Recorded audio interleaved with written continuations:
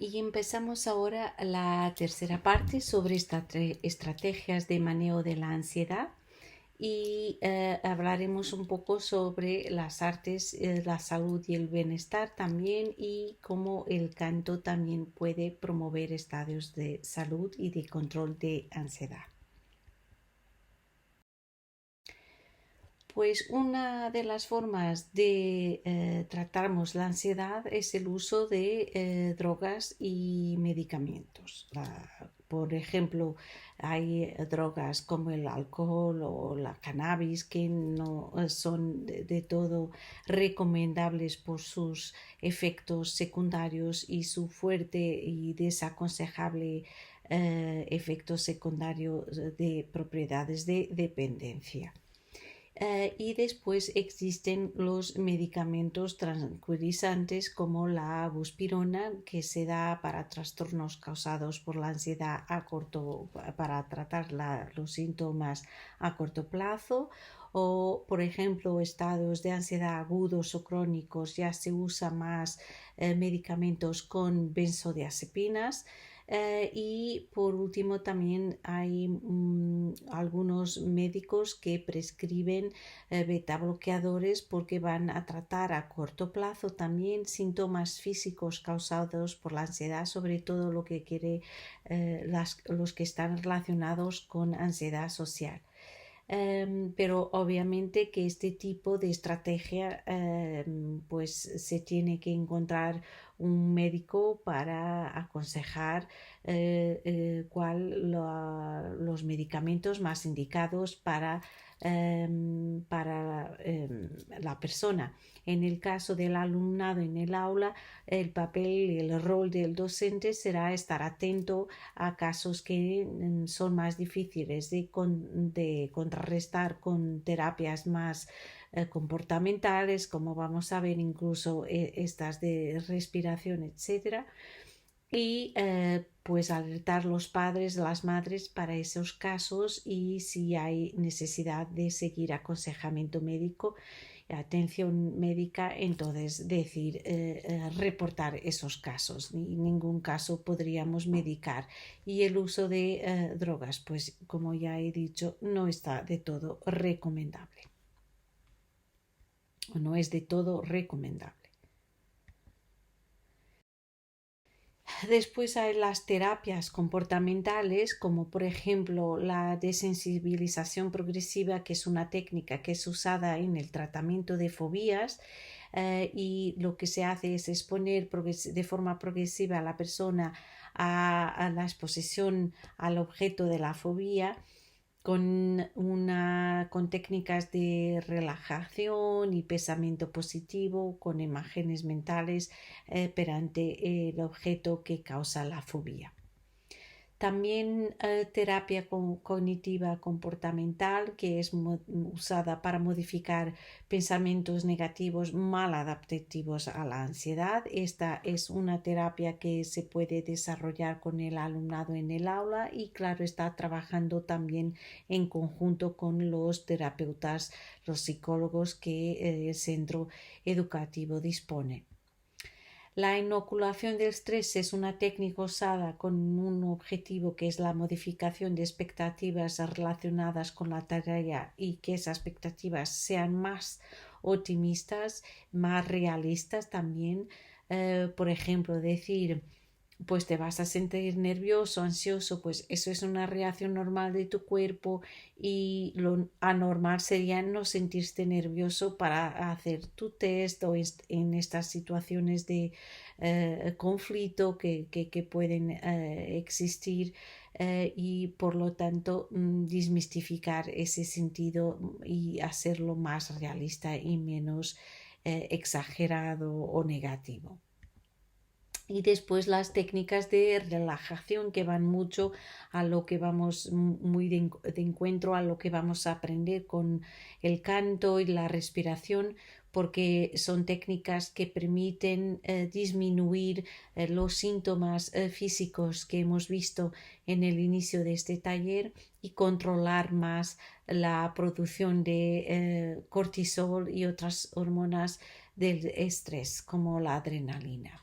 Entonces son ejercicios con patrones respiratorios lentos y más profundos, con imágenes mentales agradables, ejercicios también de relajación corporal, o entonces técnicas que pasan por escuchar música y dibujar, y también con ejercicios que estimulan vibraciones, porque el sonido también tiene ese efecto positivo. Por ejemplo, la chanting es una técnica de relajación que tiene efectos muy positivos.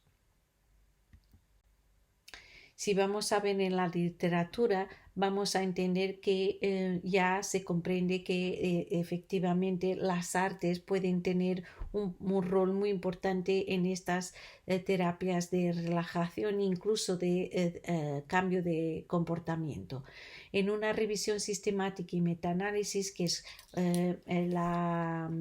el tipo de diseño científico más completo, porque conjuga los resultados de muchos estudios, en este caso estamos hablando de 900 publicaciones, y se ve los efectos en todos esos estudios, lo que son los resultados, lo que se puede juntar, y nos da un por medio del efecto y tenemos una sensibilización para el tamaño de la fuerza del impacto, del efecto.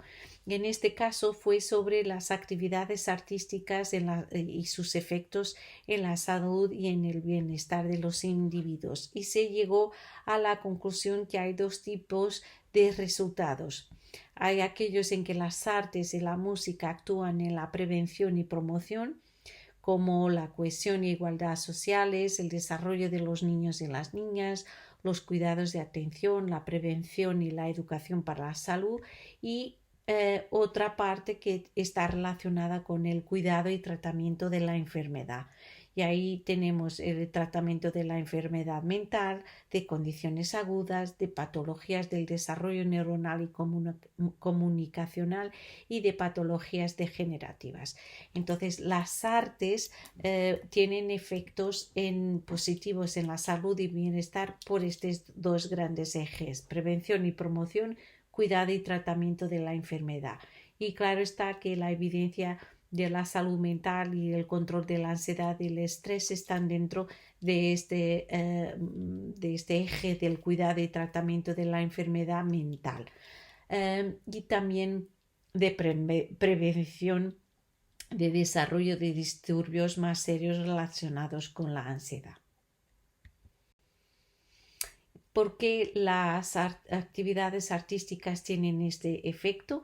Existe un modelo teórico sobre la asociación que existe entre las artes y la salud, y se ha llegado a la conclusión que, por un lado, es debido a las componentes artísticas, que tienen una componente estética. Hay un compromiso para haber desarrollo de imaginación y activación sensorial, evocación de emociones, estimulación cognitiva, hay interacción social, actividad física, hay un compromiso con temas relacionados con la salud y una interacción con entornos de atención médica. Pero también hay una asociación al tipo de respuesta que se obtiene con las artes, que son respuestas psicológicas, por ejemplo, desarrollo de estrategias para afrontar en mayores niveles de autoeficacia y regulación emocional. También respuestas fisiológicas, como por ejemplo la mejora de la función inmunológica y cardiovascular, un impacto a nivel social con mayor inclusión, mayor apoyo, y también conductal, con prácticas más saludables. Y por fin, los resultados que se obtienen, que son los resultados a nivel de prevención, de promoción, de terapéutica y de tratamiento. Con relación a la investigación en salud, las actividades artísticas involucradas incluyen las artes performativas, como la música y el canto, la danza, el teatro, el cine; las artes visuales, diseño y artesanía, como la pintura, la fotografía, la escultura, los textiles, la literatura, como la escritura y la lectura, y los eventos culturales, como visitas a museos, exhibiciones o galerías o conciertos, ferias y festivales culturales. Por fin, también todo lo que puede ser arte de online, digital y electrónica, como animaciones, películas animadas, etcétera, filmaciones, etcétera. Pero nosotros nos vamos a enfocar más en las intervenciones con audición musical y con práctica del canto. Y en cuanto a las intervenciones con audición musical en contextos educativos, estudios previos han demostrado que los alumnos tienen una reducción de sus niveles de estrés y de ansiedad medida con el inventario de ansiedades de estado, y tienen esta reducción mayor después de correr mientras escuchaban música. También las alumnas han mejorado su humor después de bailar al ritmo de la música que escuchaban, por lo tanto la danza también es importante, y el estudiantado ha demostrado menores niveles de ansiedad de estado y mejorado su humor después de la escucha musical. Estos son todas evidencias de que la música reduce el estrés en los jóvenes, y tenemos aquí un gráfico que sumaría o resuma todos los estudios que han participado en este metaanálisis y que demuestran aquí con un promedio total, digamos así, que el efecto es positivo en la ansiedad, porque hay menor ansiedad después de hacer de música, escuchar música en este caso más concreto.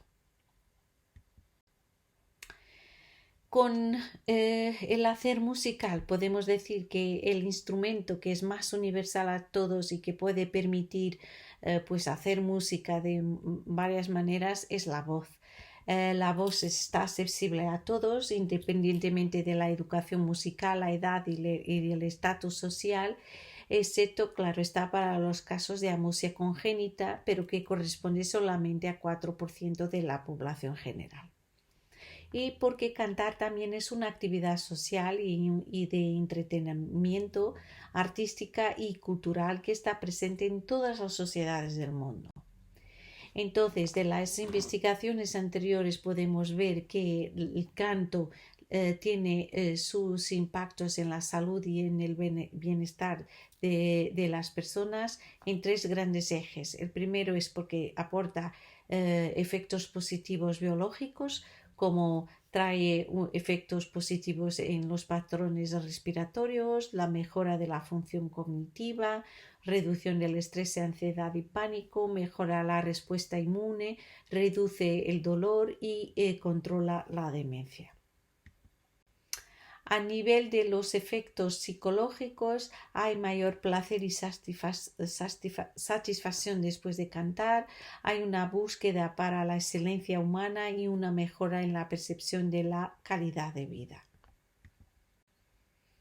Y por fin, en el eje de los efectos positivos a nivel social tenemos los efectos de cohesión, de apoyo y de integración que el cantar entre varias personas aporta. El canto es una actividad neuromotora perceptual que elicita la autoexpresión y la comunicación emocional.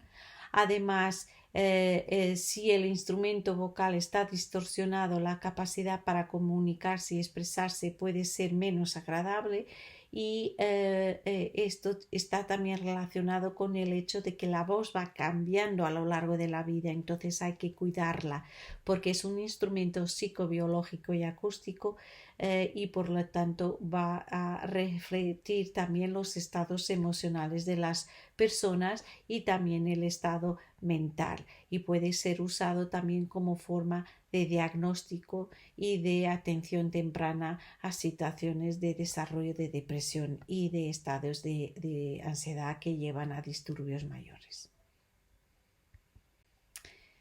Teniendo en cuenta esta importancia de la voz y que el instrumento es accesible a todos, vamos a comprender mejor un poco sobre cómo es este instrumento para después saber cómo cantar y respirar nos puede aportar beneficios en el control de la ansiedad en las aulas.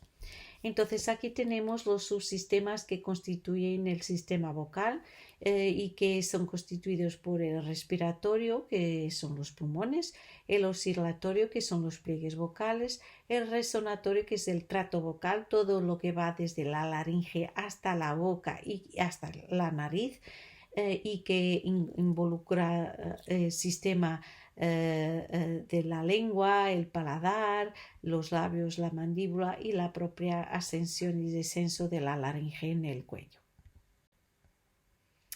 Y el canto va a aportar una coordinación casi perfecta entre estos tres subsistemas y esa coordinación casi perfecta nos lleva a podernos expresar de mejor forma nuestras emociones y también a controlarlas, como vamos a ver. Empezando entonces, vamos a enfocarnos en dos cosas, en el sistema respiratorio y en el sistema oscilatorio y resonador. Y ya vamos a ver por qué. Porque por un lado el sistema respiratorio nos permite usar la respiración como una herramienta de afrontamiento a la ansiedad. Y por otro lado, el sonido, las vibraciones, vamos a ver que también pueden estimular estadios de relajación mayores. Entonces, aquí tenemos los constituyentes del sistema respiratorio, que sabemos que son las vías pulmonares, que están aquí representadas por la tráquea y los alvéolos, los bronquíolos. Las vías pulmonares transportan el aire desde fuera del cuerpo adentro y ese aire se va a incorporar en los pulmones, que son sacos elásticos envueltos en una membrana hermética, entonces son movibles. La caja torácica es constituida por huesos, por cartílagos y por vértebras conectados por tendones y músculos, y es dentro de esa caja torácica que tenemos el sistema pulmonar. El sistema pulmonar y la caja torácica juntos van a funcionar como un todo, una unidad funcional, porque van a tener una conexión que es la conexión pleural. Puesto esto, vamos a entender que la respiración y el control respiratorio se hace gracias a la coordinación entre fuerzas pasivas y activas. La unidad funcional pulmonar torácica es un sistema activo y va a combinar estos dos tipos de fuerzas para poder respirarnos sin estarmos pensando que tenemos que sacar aire fuera y dentro. Entonces, las fuerzas pasivas son la elasticidad del pulmón, que nos permite expandirlo o apretarlo al máximo extrayendo aire. La cosa es que la fuerza elástica, pues cuando tenemos el pulmón lleno de aire, va a ser expiratoria, porque es eso mismo, es el retroceso de las estructuras anatómicas de los pulmones, y el aire se mueve de una manera general, es la ley de Boyle, de donde existe mayor presión para donde existe menor presión. Entonces, cuando los pulmones están con una fuerza elástica, con un volumen pulmonar reducido, van a querer entonces expandir. Entonces, la fuerza elástica del pulmón es inspiratoria para volúmenes pulmonares reducidos y exhaladora con volúmenes pulmonares elevados. Pero también tenemos otra fuerza de la pasiva, que es la fuerza de la gravedad, y que va a ejercer un empuje traqueal de todo el pulmón hacia abajo, y esto va a tener un efecto abductor de los pliegues vocales, es decir, de abrir la válvula, porque las pliegues vocales actúan como si fueran una válvula, abrir ese espacio para entrar aire para el pulmón. Entonces ya vemos aquí que la laringe con los pliegues vocales están en el sistema respiratorio y no en el digestivo. Y de esta manera que es exhaladora la fuerza elástica para volúmenes pulmonares elevados e inspiratoria para volúmenes pulmonares reducidos, es nula cuando los volúmenes pulmonares son residuales, es decir, cuando hago una exhalación silenciosa. No entra ni sale aire, es nula la fuerza elástica. Y vamos a ver que todo el cuerpo se va a mover para inspirar y expirar. Entonces, una estrategia que también es muy valorada para controlar la ansiedad de nuestro alumnado es gestos, movimiento mientras respiramos, y hoy vamos también a aprender ejercicios de estiramiento.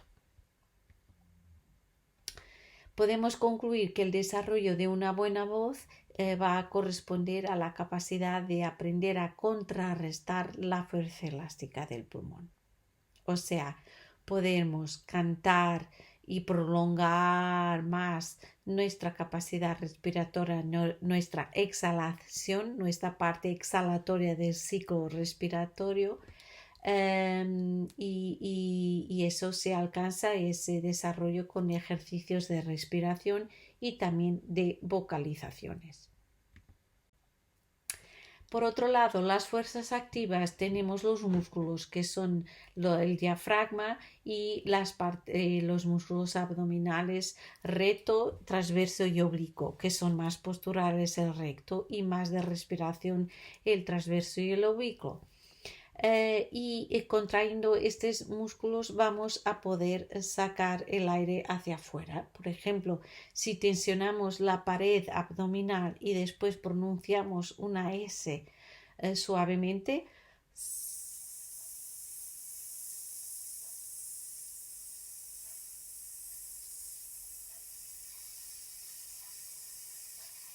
estamos contrayendo nuestro diafragma para evitar que él retorne a su posición de retorno, y como está en la base del pulmón, también para mantener volúmenes pulmonares mayores durante más tiempo durante el ciclo exhalatorio de la respiración. En este vídeo os traigo un ejemplo de cómo todo el cuerpo se mueve en la inspiración y expiración. Aquí vemos las diferentes partes del cuerpo que se van a mover. El diafragma, como veis, es un músculo bastante grande y tiene una posición de reposo así como un arco, y cuando inspiramos baja. Aquí tenemos el suelo pélvico, que también se contrae y relaja, se contrae durante la exhalación y relaja durante la inspiración. La misma cosa relativamente al diafragma, que es también un músculo inspiratorio. Ahora vamos poniendo otras partes del cuerpo y vamos viendo los pulmones por encima del diafragma. Aquí tenemos las vísceras, por lo tanto decir respira por la barriga no es muy correcto, porque hay que respirar por el pulmón contrayendo el diafragma. Entonces, imaginando ese movimiento inspiratorio, que es contracción máxima del diafragma, y manteniendo ese movimiento inspiratorio durante la exhalación, durante esa parte del ciclo respiratorio que es la exhalación, porque la relajación y el control del estrés y de la ansiedad se hace con las exhalaciones, no con las inspiraciones, ¿vale?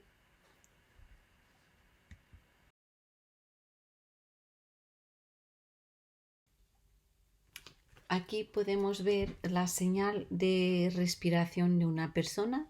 Vemos cuando cogemos aire, inspiramos, y cuando hacemos una expiración mayor.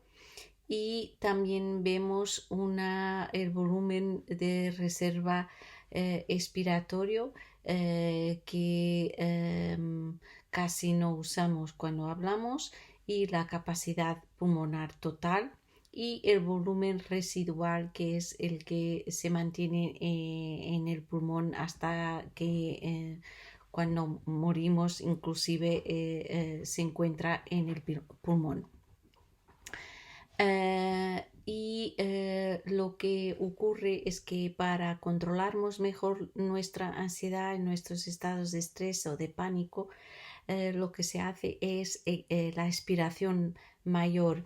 Entonces, intentar al máximo alcanzar nuestro volumen de reserva expiratorio con esas expiraciones más profundas. Con el canto vamos a ver que eso es posible porque el canto tiene frases melódicas más largas y no podemos coger aire en el medio y por lo tanto vamos a encontrar esta parte del volumen de reserva expiratorio más deprisa. Los hombres tienen una capacidad vital mayor que las mujeres, entonces eso es importante. Sabemos que dentro del aula vamos a tener diferencias en la capacidad y el tiempo de expiración entre niños y niñas, y también que esto se va a alterar con la edad, como vamos a ver. Por ejemplo, aquí vemos que la capacidad pulmonar total entre 25, 50 y 75 años es bastante diferente. Y por lo tanto en este gráfico vemos simplemente el caso de las mujeres, pero podríamos ver también de los hombres.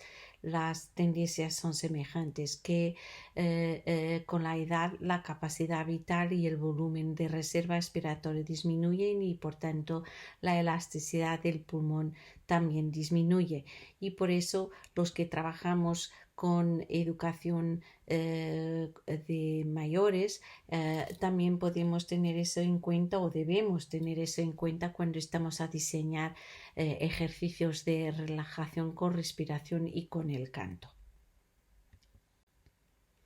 Porque el canto puede mejorar la calidad de vida y el control del estrés y por lo tanto la salud. Porque durante el canto tenemos que tener este mayor control respiratorio. Vemos aquí como durante la exhalación, expiración, el tiempo es más prolongado, más largo que durante la inspiración. Y por tanto también sabemos que respiraciones rápidas e irregulares son patrones respiratorios que están asociados a estados de estrés y elevados niveles de ansiedad y incluso de pánico. Y esto lleva a la hiperventilación. Entonces, lo que vamos a hacer es contrariar esa hiperventilación, porque cantar va a requerir el uso controlado del aire durante toda la parte de la exhalación o expiración del ciclo respiratorio. En el canto somos obligados a mantener volúmenes pulmonares más elevados por más tiempo. Entonces aquí tenemos la respiración tidal, que es la respiración en reposo. En la lectura vemos movimientos de inspiración y expiración, inspiración y expiración. Y aquí vemos que en el contaje de números 1, 2, 3, 4, 5 sin respirar, pues aún podemos alcanzar tiempos de expiración más, de exhalación más elevados. Entonces, con el canto vamos a cambiar tiempos de exhalación con frases largas y frases más cortas, frases más largas, frases más cortas, y aprendiendo patrones de respiración bastante controlados. Y es ese control de los ciclos respiratorios que queremos alcanzar con nuestros estudiantes para les permitir después controlar estados de estrés con esta relajación que adviene de estos tipos de respiraciones profundas y lentas. porque estudios previos han demostrado que incluso este tipo de respiración profunda y lenta va a aumentar la capacidad cognitiva y ayudan a controlar el desarrollo de enfermedades de demencia y de dolor crónico. Entonces, también sabemos de estudios anteriores que estos ejercicios de respiración y de mindfulness son técnicas que van a ayudar a los niños y jóvenes a autorregularse y por tanto a controlar mejor su calidad de vida. Por ello, regulan efectos negativos de la ansiedad, estrés y emociones negativas, contribuyen para la mejora del bienestar emocional y cognitivo y promueven la autorregulación cognitiva, emocional y comportamental. La voz también puede aportar estadios de relajación y de salud y mejora de la calidad de vida porque producimos con el canto vibraciones que se van a transmitir al oído a través de la vibración de los huesos. Entonces, por ejemplo, el tipo de hum, hum, que llamamos hum chanting está asociado a sensaciones de vibraciones en la región de los oídos, y lo que vamos a hacer es que esta sensación se va a transmitir a la región auricular del nervio vago, y estudios previos han demostrado que la estimulación directa de ese nervio va a disminuir el flujo sanguíneo al sistema límbico en el cerebro, y eso va a aportar efectos positivos en el control de la depresión y epilepsia, que son estados en que ese sistema está más despierto, más activo. El sistema límbico, que está sobreestimulado en situaciones de depresión y epilepsia, y ese efecto no es observado cuando hacemos ejercicios con respiración, pero en vez de cantar, de producir esas vibraciones, usamos la S. Eso ya no se ha encontrado efectos positivos en la sobreestimulación del sistema límbico. Asimismo, la última parte de este taller va a ser sobre qué prácticas entonces respiratorias podemos hacer en el aula con nuestros alumnos y alumnas, y qué tipo de ejercicios con sonido, vocalizaciones también podemos hacer, además del home. Os voy a enseñar también técnicas con vibración y sonido de vibración en el agua. Entonces, quedaos pendientes del próximo vídeo. Gracias y hasta ahora.